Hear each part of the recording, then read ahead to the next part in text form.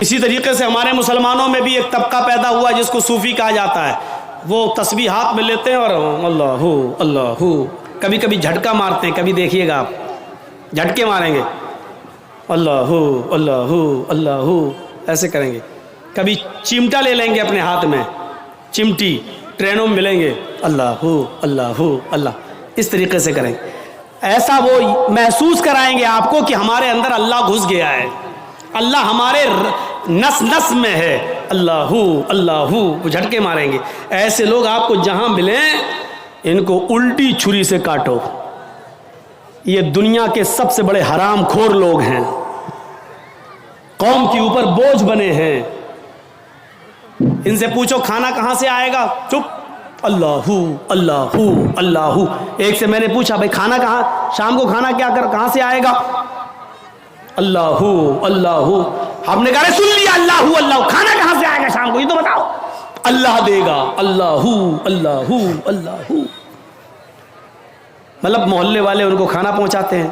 یہ لوگ حرام خور لوگ ہیں. بیوی بچوں کو چھوڑے بیٹھے، بیوی بچوں کو چھوڑ کر کسی بھی جگہ چلے جانا میرے بھائیوں، اور عبادت میں مصروف ہونا، یہ سب سے بڑا اسلام کا اسلامی دشمنی ہے. یہ اسلام دین معتدل ہے.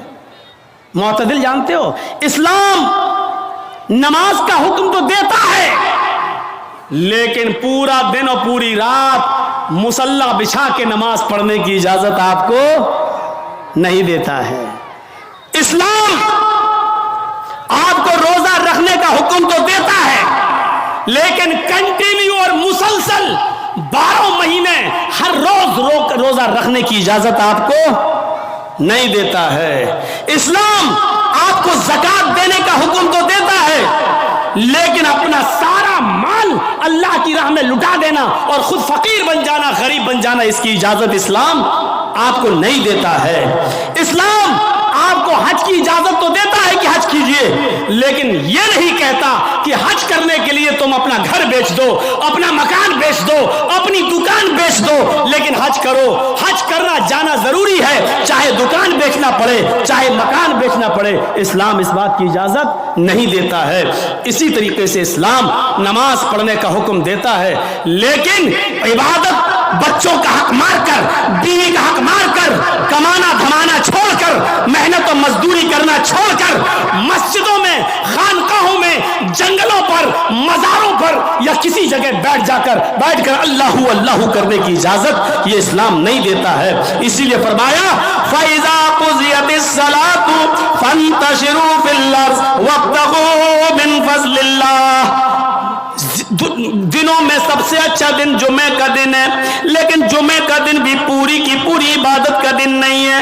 سب سے اعلیٰ اور افضل دن جمعہ کا ہے لیکن جمعہ کا دن بھی پورا کا پورا صبح سے شام تک اللہ کی عبادت میں نہیں لگا سکتے ہو. جب جمعہ کی نماز پڑھ لو، جب جمعہ کی نماز پوری کر لی جائے، فَانْتَشِرُوا فِي الْأَرْضِ، تو ہماری زمین میں پھیل جاؤ.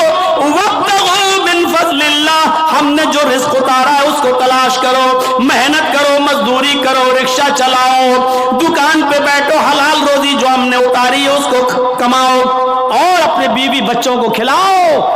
جمعہ کا دن سب سے بڑا دن، جمعہ کا دن سب سے افضل دن، جمعہ کا دن سید الایام، تمام دنوں میں سب سے بہتر، تمام دنوں کا سردار ہے جمعہ کا دن. لیکن اس کے باوجود اللہ کے رسول نے پورا کا پورا دن عبادت کا نہیں رکھا ہے. اور کیا فرمایا؟ جب جمعہ کی نماز ہو جائے، جمعہ پڑھ لو تو اب نکلو مسجد سے، اب مسجد میں مت بیٹھو. سبحان اللہ الحمدللہ کا وظیفہ نہیں، تمہاری بیوی ہے، تمہارے بچے ہیں، ان کے لیے محنت کرو، کماؤ، رکشہ چلاؤ، محنت کرو، مزدوری کرو اور شام تک محنت مزدوری کر کے کما کر لاؤ اور اپنی بیوی بچوں کو کھلاؤ. یہ بھی عبادت ہے. میرے پیارے ساتھیوں، اسلام نے آپ کو صرف اللہ اللہ کرنے کے لیے نہیں بھیجا ہے. تو وہ سادھو ہوگا، سادھوؤں کی طرح اپنی زندگی گزارے گا. سادھو اس کو کہتے ہیں جس کے پاس کسی چیز کی کمی نہ ہو، نہ دولت کی، نہ زمین و جائیداد کی، جس کے پاس سب کچھ ہو لیکن اس نے اپنے اوپر خرچ نہ کیا ہو بلکہ اس کو غریبوں اور مسکینوں پر خرچ کر دیا ہو. سادھو کس کو کہتے ہیں؟ سن لیجئے، یہ سادھو نہیں ہیں. یہ آپ جن کو سمجھ رہے ہیں آسا رام ہوں, رام رحیم ہوں, بابا رام دیو ہوں, یا ہمارے یو پی والے ہوں, یہ سادھو نہیں ہیں. سادھو کہتے ہیں کہ جس کے پاس سب کچھ ہو لیکن اس نے اپنے اوپر خرچ نہ کیا ہو, غریبوں اور مسکینوں میں لٹا دیا ہو. اس سادھو کی پریبھاشا میں, اس سادھو کے انٹروڈکشن میں صرف محمد رسول اللہ پورے اترتے ہیں. آپ کے پاس کسی چیز کی کمی نہیں تھی, سب کچھ تھا. آپ قربانی کرتے ہیں نا بقرعید پر, کتنا بکرا قربانی کرتے ہیں؟ 1 2 گائے کی قربانی دیتے ہیں, کتنے لوگ اس میں حصہ لیتے ہیں؟ 1 گائے میں 7. آپ نے 1 حصہ لے لو گے, 2 حصہ لے لو گے, 3 حصہ لے لو گے, اور کیا, یا زیادہ سے زیادہ پوری گائے کر لو گے. کیا کبھی کسی کو سنا ہے کہ اس نے 100 بکرے قربانی کیے ہوں؟ نہیں. اللہ کے رسول صلی اللہ علیہ وسلم نے 100 اونٹ قربان کیے تھے بقرعید کے دن 10ویں ذی الحجہ کو. کتنے اونٹ؟ 100. اور اونٹ نہیں, سرخ اونٹ. عرب کے اندر سرخ اونٹ کی بہت قیمت ہے. جو لوگ عرب میں رہتے ہیں ان کو معلوم ہے سرخ اونٹ بہت قیمتی ہوتا, بہت مہنگا ہوتا ہے. جیسے آپ کے ہاں کوئی بکرا جس کی کھال پر اگر اللہ لکھا ہوا آ جائے یا محمد لکھا ہوا آ جائے تو اس کی قیمت بڑھا دیا جاتا, بڑھ جاتی ہے. 1.5 لاکھ, 2 لاکھ, 2.5 لاکھ. ایک مرتبہ میں مارکیٹ میں گیا تو آدمی دکھانے لگا کہ اس میں لکھا ہے محمد لکھا ہے. ہم نے کہا چلیے ہوگا, لکھا ہوگا, چلیے. قیمت کیا ہے؟ کہتا ہے 2.5 لاکھ. میں نے کہا کیوں؟ کہنے لگا محمد لکھا ہے. میں نے کہا اچھا ایسا کرو کہ بکرا مجھے دے دو جتنے کا ہے, کھال میں تمہیں دے دوں گا. میں کیا کروں گا؟ تو میں نے کہا میں کیا کروں گا؟ کیا اس کھال کو ہم اپنے گھر رکھ سکتے ہیں؟ اس پر بھی غریب کا حق ہے. کیا بکرے کو ذبح کرنے کے بعد یہ کھال ہماری 2 لاکھ میں بکے گی, 1.5 لاکھ میں بکے گی؟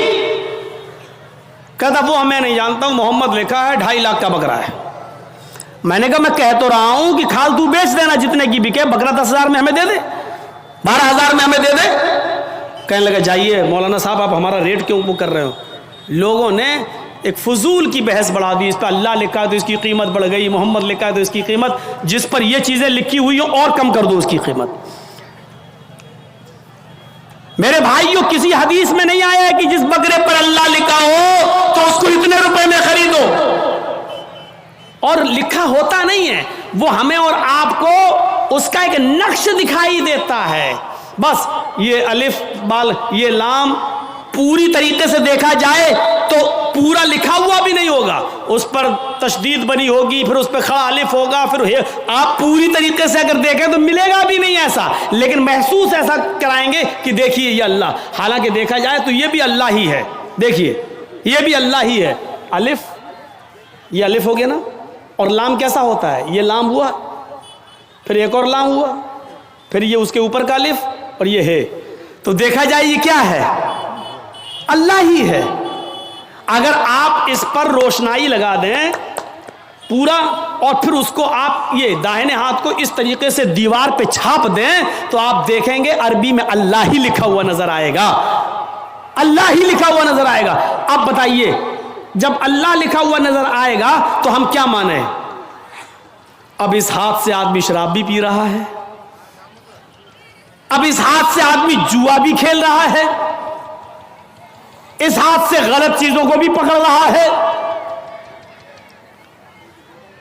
تو ان چیزوں سے حیثیت نہیں بڑھ جاتی ہے؟ سادھوؤں کی طرح اللہ کے رسول کے پاس سب کچھ تھا لیکن کوئی چیز آپ نے اپنے اوپر خرچ نہیں کی. تاریخ بتاتی ہے 100 اونٹ. ہمارے پاس اگر 2 جانور بھی آ جائیں قربانی کے لیے تو آج ہم 10ویں کو کرتے ہیں اور دوسرا بکرا 12ویں کو کریں گے. کیوں؟ میری بیٹی آئے گی, میری بہن آئے گی, میرے رشتہ دار آئیں گے. دوسرا بکرا ہم 12ویں تاریخ کو کریں گے اپنے رشتہ داروں کو دعوت دینے کے لیے. لیکن اللہ کے رسول نے 100 سرخ اونٹوں کی قربانی کی اور ایک ہی دن کی 10ویں تاریخ کو. میں یہ نہیں کہہ رہا ہوں 11 کو نہیں کر سکتے ہو, 12 کو نہیں کر سکتے ہو, 13 کو نہیں, میں منع نہیں کر رہا ہوں, جائز ہے. کل ایام التشریق तशरीक ज़िब्हुन, अय्याम तशरीक के सारे दिन कुर्बानी के दिन है। मैं मना नहीं कर रहा हूं, लेकिन अल्लाह के रसूल ने 11वीं और 12वीं को और 13वीं को कुर्बानी नहीं की। आपने 100 ऊंट भी ज़िबा किए तो 10 को किए हैं 100, और गोश्त सारा का सारा तकसीम कर दिया। आपने अपने पास कुछ नहीं रखा। जर्जीस साहब शादी से पहले किस पे सोते थे? दरी पर, चटाई पर। जर्जीस साहब की शादी हो गई, जहेज में डबल बेड मिल गया, मसहरी मिल गई, बिस्तर मिल गया। शादी के बाद हमारी सोने की स्टाइल बदल गई, चलने की स्टाइल बदल गई। जर्जीस साहब साइकिल पे चलते थे, अब बाइक पे चल रहे हैं। बड़े आदमी हैं, 4 व्हीलर भी दे दी होगी, हो सकता है ससुराल वालों ने, अब 4 पहिए की गाड़ी पे चल रहे हैं। रहने की स्टाइल बदल सकती है, लेकिन मोहम्मदुर रसूलुल्लाह 25 साल की उम्र में जब 40 साल की एक बूढ़ी औरत खदीजा से निकाह करते हैं। खदीजा अरब की बहुत बड़ी दौलतमंद और रईस खातून थी। जब अल्लाह के रसूल की शादी उनके साथ होती है तो खदीजा अपने साथ सारा माल भी लेके आती हैं, सारा खजाना लेके आती हैं, सारा बिजनेस लेकर आती हैं। अल्लाह के नबी सल्लल्लाहु अलैहि वसल्लम शादी के बाद भी उसी चटाई पर, उसी इकहरे बिस्तर पे सोया करते थे जो शादी से पहले आप सोया करते थे। आप ताज्जुब करेंगे, एक बार अल्लाह के नबी सल्लल्लाहु अलैहि वसल्लम जिस बिस्तर पे सो रहे थे, हजरत आयशा ने उस बिस्तर पर लेट कर देखा जो काफी गड़ रही थी। फरमाया अल्लाह के नबी को ये बिस्तर कितना गड़ता होगा, कितना चुभता होगा। हजरत आयशा ने उस बिस्तर को दोहरा कर दिया, दोहरा इकहरा था उसको दोहरा कर दिया ताकि थोड़ा सा नरम हो जाए। अल्लाह के नबी उस बिस्तर पे सो जाते हैं, तहज्जुद की नमाज में नहीं उठ पाते हैं। जब आंख खुली तो फजर का वक्त था, फजर की नमाज पढ़ाने के बाद जब घर पे आते हैं तो पूछते हैं आयशा तुमने बिस्तर पर ऐसी कौन सी चीज बिछा दी थी? आयशा तुमने बिस्तर पर ऐसा क्या बिछा दिया था? आज मुझे नींद आ गई और मैं रात में अल्लाह की इबादत न कर सका, तहज्जुद के अंदर उठ नहीं सका। फरमाया अय अल्लाह के नबी बिस्तर के नीचे तो मैंने कुछ नहीं बिछाया, वो बिस्तर जो इकहरा था उसको मैंने दोहरा कर दिया। मैंने लेट कर देखा, आपको कैसे नींद आती होगी, वो तो काफी चुभ रहा था, काफी गड़ रहा था, मैंने उसको दोहरा कर दिया। फरमाया आयशा ऐसा मत करो, जैसा बिस्तर पहले बिछाती थी उसी तरह बिछाओ, बिस्तर को इकहरा रहने दो, मेरी पीठ पर गड़ता है तो गड़ने दो, मेरी पीठ पर चुभता है तो चुभने दो। जब बिस्तर गड़ता था चुभता था तो मेरी आंख खुल जाती थी और मैं रात में उठकर तहज्जुद की नमाज पढ़ लिया करता था, अल्लाह को याद कर लिया करता था।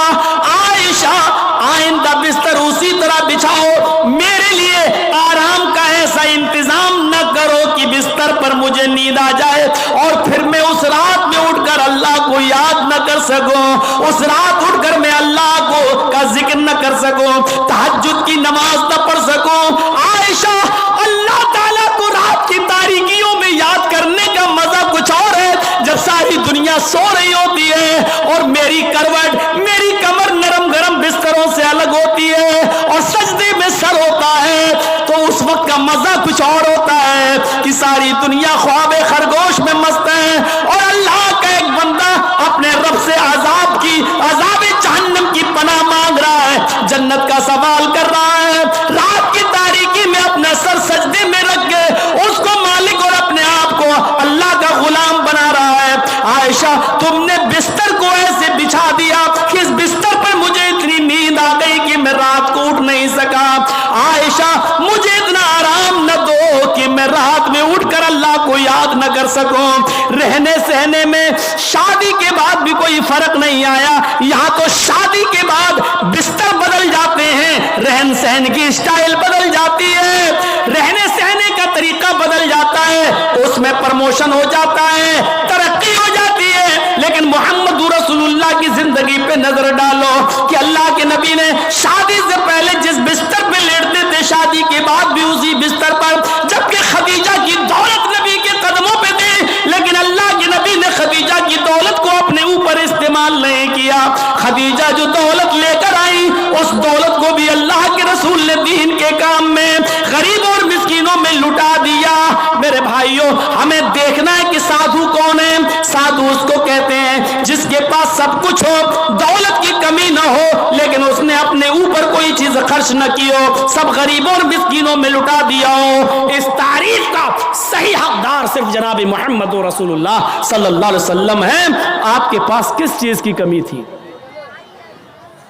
لوگ کہتے بہت غریب تھے, یہ تھے. نہیں, اللہ کے رسول سے زیادہ کوئی امیر تھا؟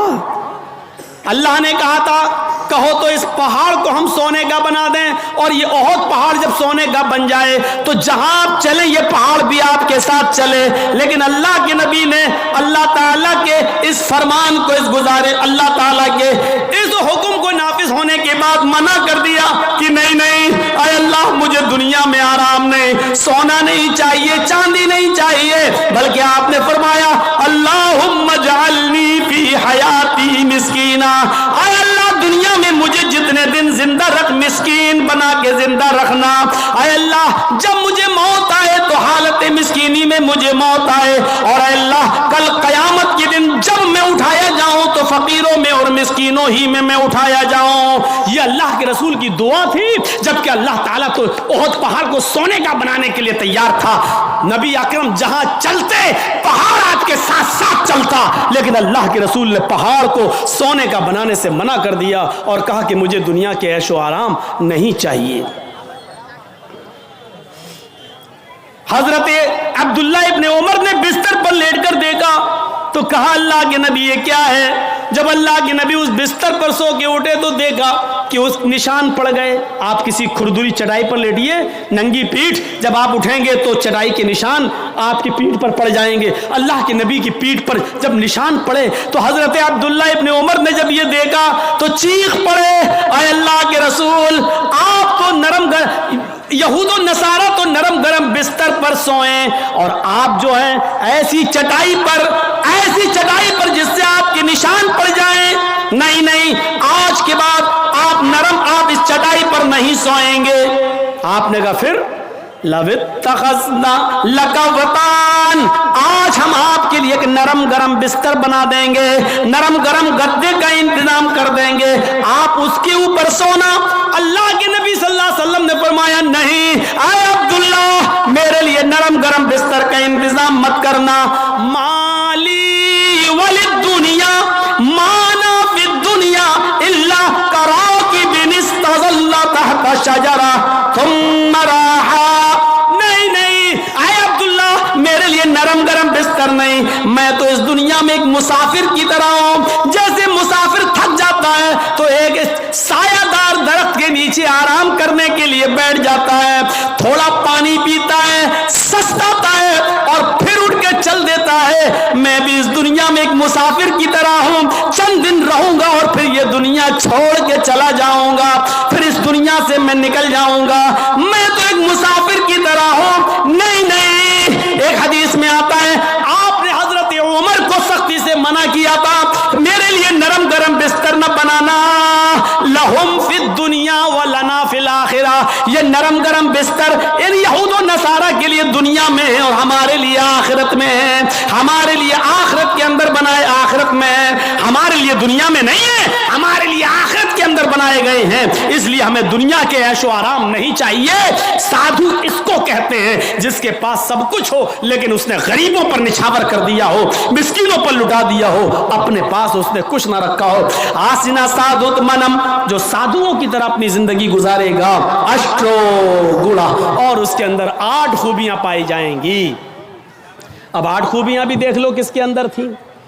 الپ بھاشی, وہ کم بولے گا. کم بولنے والا کون تھا؟ پوری زندگی آپ پڑھ جائیے, محمد الرسول اللہ صلی اللہ علیہ وسلم سے زیادہ کم بولنے والی شخصیت آپ کو نہیں ملے گی.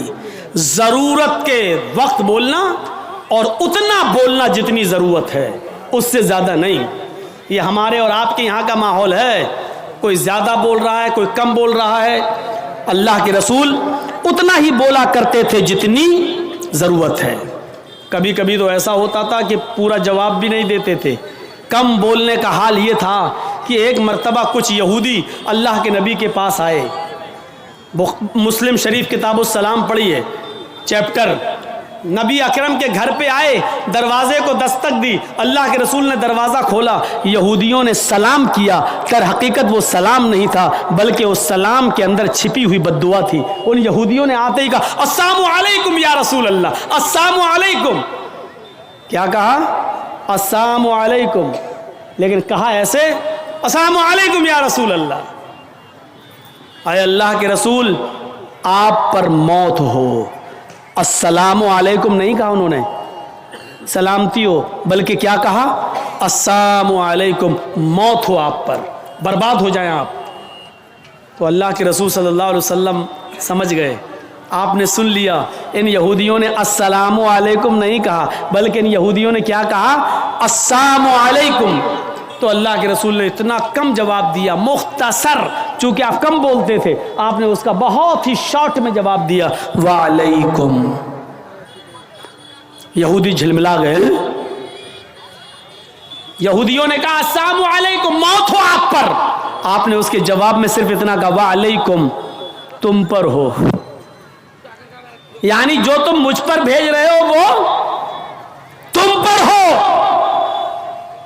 حضرت عائشہ نے جب سنا تو انہوں نے اندر سے پردے کی اوٹ سے چیختے ہوئے کہا وعلیکم السلام یا یہود ولعنت اللہ. اے یہودیو, میرے شوہر پر تم موت بھیجتے ہو, تم پر موت ہو اور اللہ کی لعنت ہو. تو اللہ کے رسول نے حضرت عائشہ کو ڈانٹا تھا اور کہا تھا عائشہ یہ تم نے غلط کیا, عائشہ تمہیں ایسا نہیں کرنا تھا.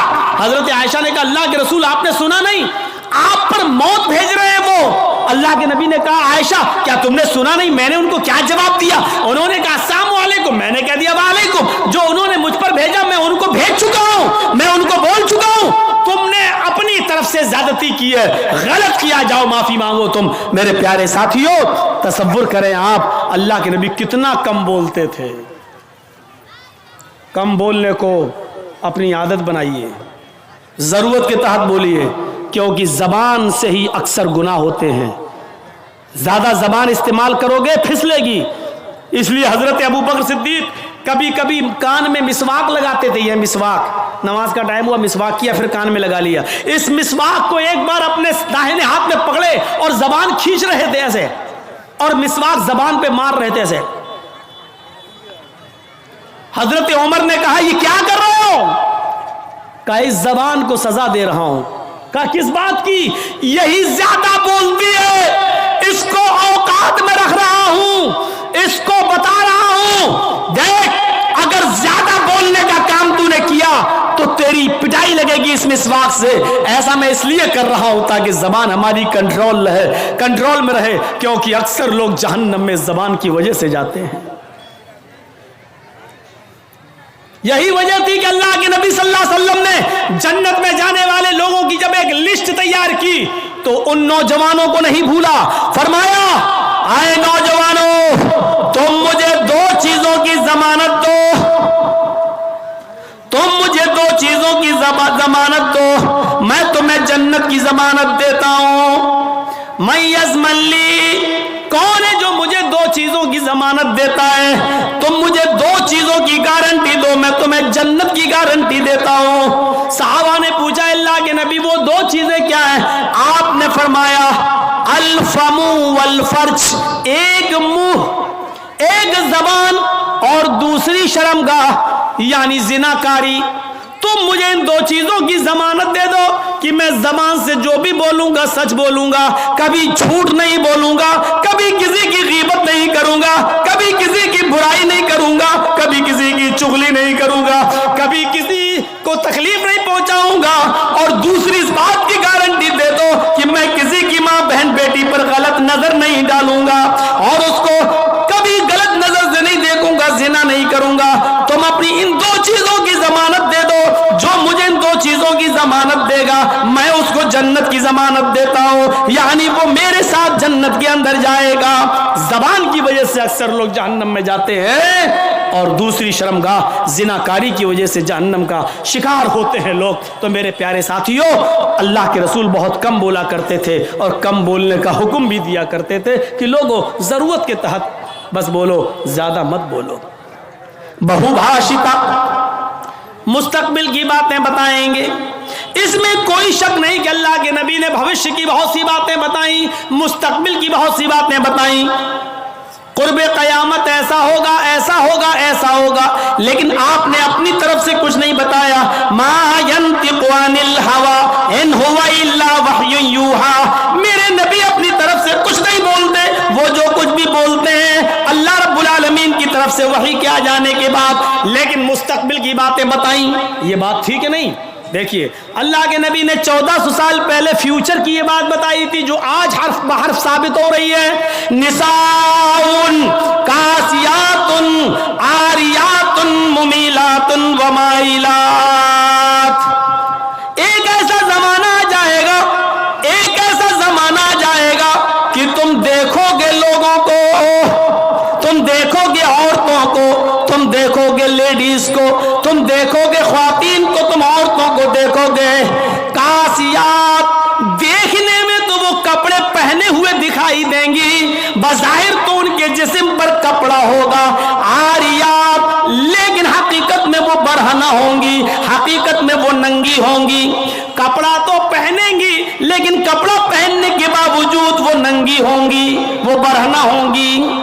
آج ان کے کپڑے دیکھ لو، چھوڑیے شادیوں کا حال، جلسے میں آنے والیوں کو دیکھ لو، عید اور بقرعید کے دن عورتوں کے پہناوے دیکھ لو، اور اپنی جوان بچیوں کو دیکھ لو جن کی عمر 10 سال سے بڑی ہے۔ یاد رکھیے گا 10 سال سے بڑی لڑکی کے اوپر پردہ فرض ہو جاتا ہے، 10 سال سے بڑی لڑکی کا پھر سر کا ایک بال بھی کسی غیر مرد کو نہیں دکھنا چاہیے۔ ہماری نظروں میں بہت معمولی بات ہے، چھوٹی ہے۔ اللہ کے رسول نے فرمایا تھا جب تمہارا بیٹا 7 سال کا ہو تو اس کو نماز کا حکم دو، اور 10 سال کا ہو تو نماز کے لیے زبردستی کرو، نہ پڑھے تو اس کو مارو پیٹو۔ 10 سال کے بعد قرآن و حدیث کے سارے احکام نافذ ہو جاتے ہیں۔ آج کل 10-11 سال کی لڑکیاں بالغ ہو رہی ہیں، ٹی ویوں پر سیریل ایسے آ رہے ہیں، موبائلوں میں ایسی ایسی واہیات چیزیں یوٹیوب وغیرہ پر فیس بک پر آ رہی ہیں کہ ان کو دیکھ کر ہماری لڑکیاں جو کبھی 16-17 سال میں بالغ ہوتی تھیں آج 11-12 سال کی عمر میں بالغ ہونے لگی ہیں۔ عریانیت پھیل چکی ہے، شرم و حیا طاق پر رکھی جا چکی ہے، ورنہ تصور کیجئے ایک کپڑا جو جسم سے چپکا ہو، آپ کے پیروں سے چپکا ہوا ہو، اور وہ کپڑا آپ کے گھٹنے اور ران سے ہوتے ہوئے آپ کی کمر تک آئے، جس کو آپ لیگی کہیں، اور اس کے اوپر ایک کرتی پہن لی جائے اور اس طریقے سے مارکیٹ میں بازار میں شاپنگ کی جائے، ایسی عورت کو آپ کی نظر میں فیشن پرست کہا جا سکتا ہے، لیکن محمد رسول اللہ کی نظر میں یہ لڑکی، یہ عورت ننگی ہے، ننگی ہے، ننگی ہے۔ یہ کپڑے، اے بھیا جس کو جانا ہو جلدی جاؤ یہاں سے، اور جس کو اٹھنا ہو بھی اٹھ جاؤ، ڈرامہ کر کے رکھ لیا ہے، اور بھی ابھی جس کو جانا ہو چلے جاؤ، ابھی بعد میں نہیں اڑنے دوں گا، چاہے پیشاب یہی نکل جائے، جائیے ابھی نکل جائیے جس کو جانا ہو۔ عاریات ہماری نظروں میں فیشن پرست ہیں، لیکن اللہ کے رسول نے ایسی عورتوں کو کیا کہا؟ ننگی۔ میں نے نہیں کہا، پوچھو ان علماء سے عاریات کا مطلب کیا ہوتا ہے۔ کاسیات کپڑے پہنیں گی، عاریات لیکن ننگی ہوں گی، ایسی عورتوں کے بارے میں کہا ہے ننگی ہوں گی۔ یہ ہاف آستینوں کے کپڑے یہاں چل رہی ہے، یہ کھلا ہوا ہے، ساڑیاں چل رہی تو ایسی کہ یہاں تک کا بلاؤز پہنے ہوئے ہیں، یہ کھلا ہے، پیٹ کھلا ہوا ہے۔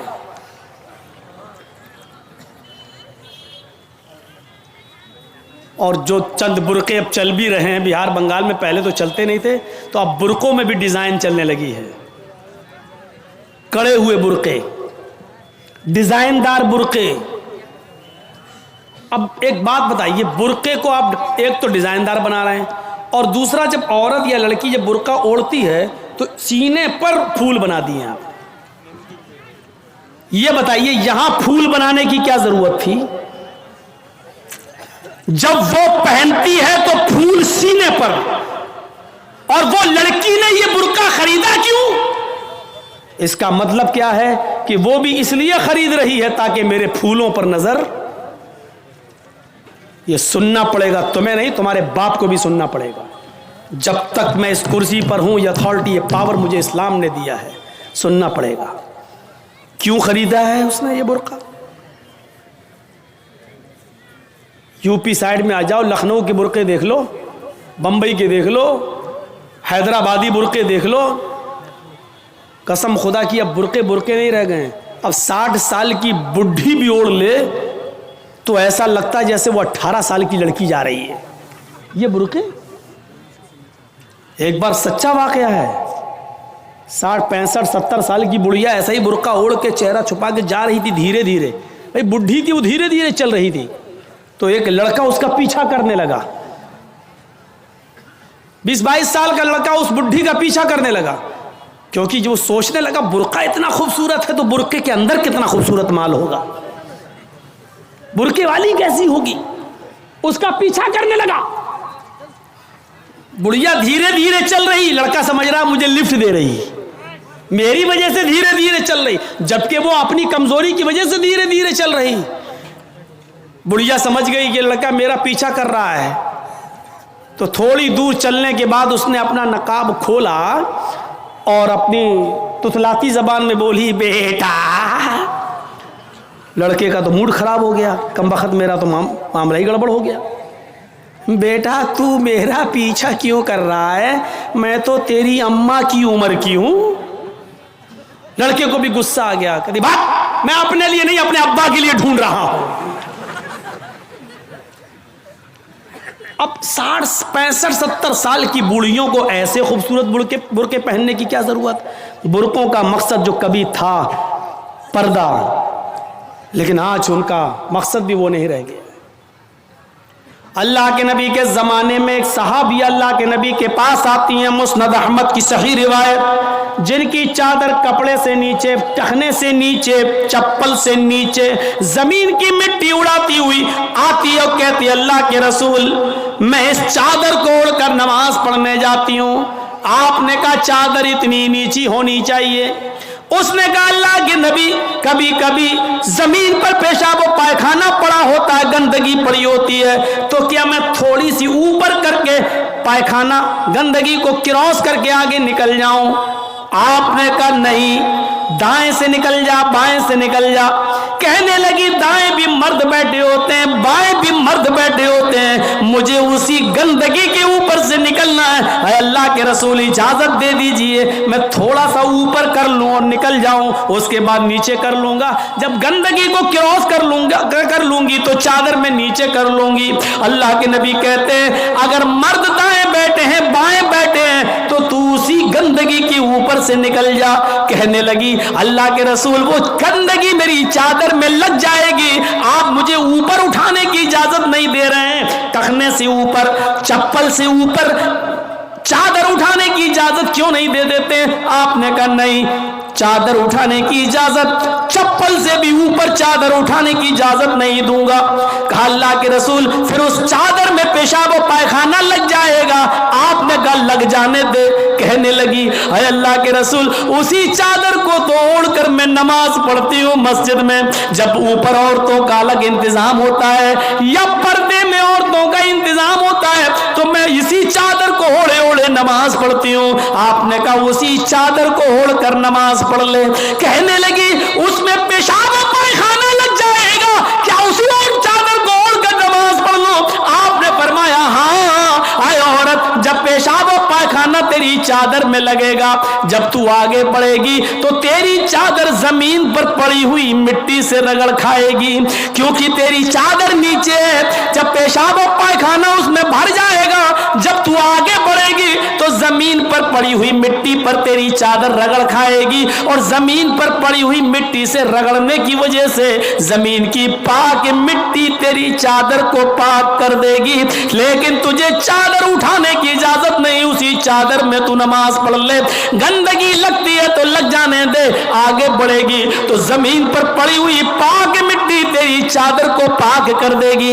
मेरे भाइयों, पेशाब और पायखाना देखकर भी अल्लाह के रसूल ने औरत को चादर उठाने की इजाजत नहीं दी। मेरी बहनों, तुम्हारे दिल कैसे गवारा कर लेते हैं। जलसों में भी चूड़ियां खरीदने के लिए, बैलून खरीदने के लिए, जलेबियां खरीदने के लिए तुम किस तरीके से लेडीज पंडाल से निकलकर तुम बाजारों में घूम लेती हो। शर्म आनी चाहिए। तुम्हारे कलेजे और तुम्हारे दिल कैसे गवारा कर लेते हैं कि लड़के और लड़कियां एक जगह शॉपिंग करें, दुकानदारी करें, खरीदारी करें। ये तुम्हारे कलेजे, तुम्हारे ज़मीर कैसे गवारा कर लेते हैं। जबकि अल्लाह के नबी फरमाते हैं, ला यखलुअन्न रजुलुन बिमरातिन इल्ला कान सालिसुहुम शैतान। कोई मर्द किसी औरत से तन्हाई में न मिले, कोई मर्द किसी औरत से अकेले में न मिले कि उसमें तीसरा शैतान होता है, उसमें तीसरा बहकाने वाला शैतान होता है। मेरे भाइयों, इस्लाम का कानून यही है, इस्लाम का निजाम यही है। एक औरत, उसका शौहर मर चुका है,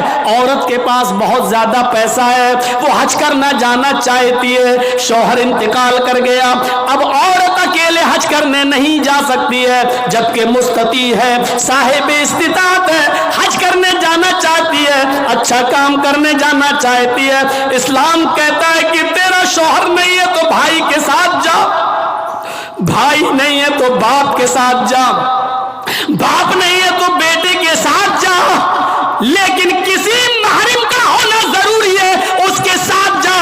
चीख कर औरत कहती है, कोई नहीं है, मेरे पास दौलत है। अल्लाह के नबी कहते हैं, फिर दौलत संभाल कर अपने पास रख। अगर तेरा भाई नहीं है, बेटा नहीं है, शौहर नहीं है, बाप नहीं है, कोई महरम नहीं है, तो तू अकेले हज करने नहीं जा सकती है। नहीं, अरे अल्लाह के नबी, मेरा पड़ोस में बड़ा अच्छा नेक हाजी नमाजी नेक आदमी रहता है, मैं इसको भाई बना लेती हूँ, चली जाऊं। फरमाया नहीं नहीं, मुंह भोले भाई को भाई बनाकर उसके साथ तुम हज करने नहीं जा सकती हो, इसलिए कि अपने मुंह से किसी को भाई बोलने से वो तुम्हारा सगा भाई नहीं हो जाएगा, अपने मुंह से किसी को बेटा बोल देने से वो बेटा नहीं हो जाएगा। तुम किसी को बेटा बोल दो, भाई बोल दो, जो चाहो बोल दो, लेकिन इस्लाम ये कहता है कि उसके साथ भी औरत को इजाजत नहीं है कि वो हज करने जाए। अगर कोई नहीं है तो मत जाओ, लेकिन इस्लाम इस बात की इजाजत नहीं देता है कि तुम अकेले जाओ या किसी को बहन, किसी को भाई या बेटा बनाकर जाओ, इस बात की इजाजत नहीं देता। इस्लाम एक इबादत में, हज जैसी इबादत में भी औरत को किसी गैर मर्द को मुंह बोले भाई और मुंह बोले बेटे के साथ भी जाने की इजाजत नहीं देता। तो मेरे भाइयों, जब खाने काबा में जाने की इजाजत नहीं देता है, सफा मरवा की सही की इजाजत नहीं देता है, इतनी खूबसूरत इबादत की इजाजत नहीं देता है, तो बाजारों में अकेले घूमकर शॉपिंग करने की इजाजत कैसे देगा? फिर बाजार के अंदर औरत को अकेले जाने की इजाजत कैसे देगा?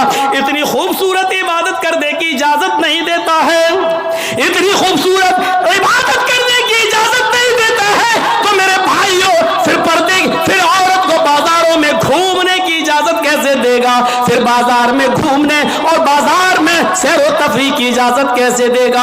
हमारी माँ बहनों को इस बात को सोचना चाहिए, गौर करना चाहिए, संजीदगी से इसको लेना चाहिए। एक जमाना था, हजरत फातिमा कह रही हैं, आए अली, मैं इतनी बीमार हूँ, इतनी बीमार हूँ, लगता नहीं कि इस बीमारी में मैं बच पाऊंगी। आए अली, अगर मुझे कुछ हो जाए, अगर मेरा इंतकाल हो जाए, आए अली, तो मुझे दिन के उजाले में दफनाने मत ले जाना, रात की तारीकी में इशा की नमाज के बाद मुझे कब्रिस्तान में दफन करना। हजरत अली ने कहा, ऐ फातिमा, ऐसा क्यों कह रही हो? अगर तुम्हारा इंतकाल सुबह फजर के बाद हो तो क्या इशा तक हम तुम्हारे जनाजे को रखेंगे, मिट्टी को रखेंगे? तुम्हारे बाप का, तुम्हारे अब्बू का फरमान है कि मैयत को जल्दी कब्रिस्तान ले जाओ, फिर मैं लेट कैसे करूं? फरमाती हैं आए अली, आए मेरे प्यारे शौहर, मुझे रात में ही ले जाना, मेरी बात को गिरा बांधो, मेरी बात को मजबूती से पकड़ लो, मेरी वसीयत को याद रखना, चाहे मेरा इंतकाल कभी भी हो, लेकिन मुझे ईशा के बाद दफनाना, मुझे दिन के उजाले में कब्रिस्तान न ले जाना। आए अली, मैं नहीं चाहती हूं कि मेरे मुर्दा जिस्म पर पड़े हुए कफन पर भी किसी गैर मर्द की नजर पड़े, मैं अपने कफन पर भी किसी गैर मर्द की नजर नहीं पड़ने देना चाहती हूं। आए अली, मुझे रात में ले जाना, दिन के उजाले में नहीं, मैं नहीं चाहती कि मेरे कफन पर भी किसी गैर मर्द की नजर पड़े। मेरे भाइयों, इंतकाल के बाद निकाह जायज नहीं है, इंतकाल के बाद शादी नहीं होती है, लेकिन इंतकाल के बाद भी अपने जिस्म को तो छोड़ो, अपने कफन को भी किसी गैर मर्द को देखने की इजाजत नहीं दे रही है। ये था हजरत फातिमा का पर्दा।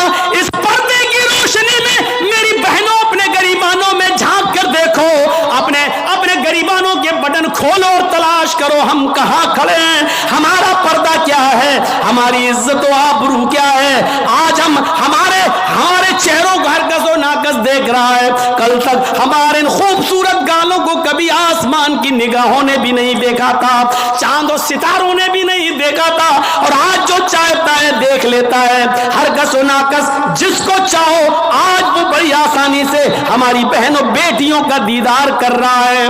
और एक और बात, जितना अमीर बाप है, जितना अमीर बाप है, जितना भी बाप अमीर मिलेगा आपको, आप देखिएगा उसकी बेटी उतने ही कम कपड़े पहने हुए होगी। किस बात का अमीर है तू? काहे का अमीर है तू?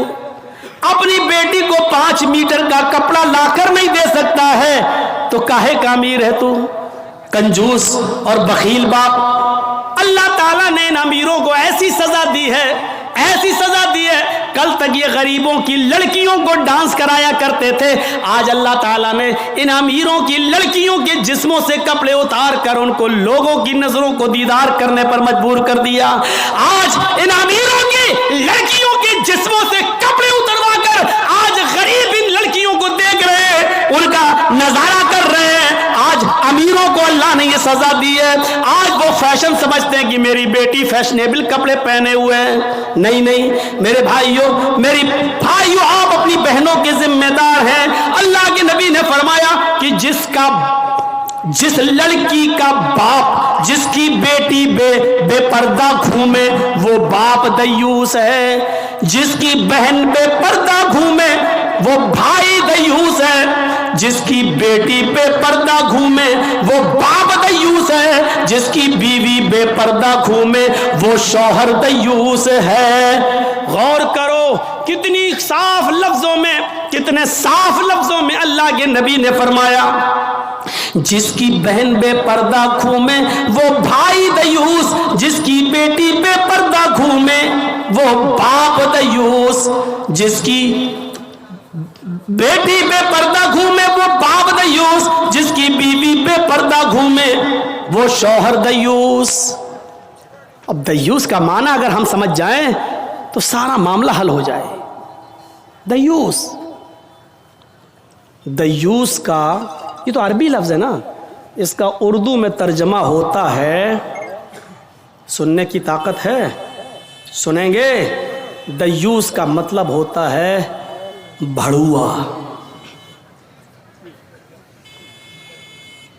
और भड़ुआ किसको कहते हैं बताने की जरूरत नहीं, जानते होंगे। भड़ुआ कहते हैं उसको जिसने अपनी बहन, बेटी या बीवी या माँ को गलत काम करने के लिए किसी अड्डे पर बिठा दिया हो, चकले पर बिठा दिया हो और उनसे गलत काम करवाता हो और उनकी कमाई खाता हो। अरबी जबान में इसको दयूस कहते हैं और उर्दू में इसको भड़ुआ कहते हैं। कितना सख्त जुमला इस्तेमाल किया अल्लाह के रसूल ने। मौलाना जर्जीस को आप कह रहे होंगे ये क्या हो गया इसको। अल्लाह के नबी ने कहा जिसकी मां बेपर्दा घूमे और बेटा अपनी मां की बेपर्दगी पर कुछ ना बोलता हो वो बेटा भड़ुआ। جس کی بیوی بے پردہ گھومے اور شوہر اپنی بیوی کی بے پردگی پر کچھ نہ بولے وہ شوہر بھڑوا. جس کی بہن بے پردہ گھومے اور وہ بھائی اپنی بہن کی بے پردگی پر خاموش رہے وہ بھائی بھڑوا. اور جس کی بیٹی بے پردہ گھومے اور باپ اپنی بیٹی کی بے پردگی پر خاموش رہے وہ باپ بھڑوا. دیوس کہہ دو مولانا چلے گا، بھڑوا مت کہو، اچھا نہیں لگ رہا ہے. ہم کب کہہ رہے ہیں کہ اچھا لگ رہا ہے؟ ہم کو اچھا لگانا کب ہے؟ جب اچھا ہی لگنے لگے تو فائدہ کیا ہے؟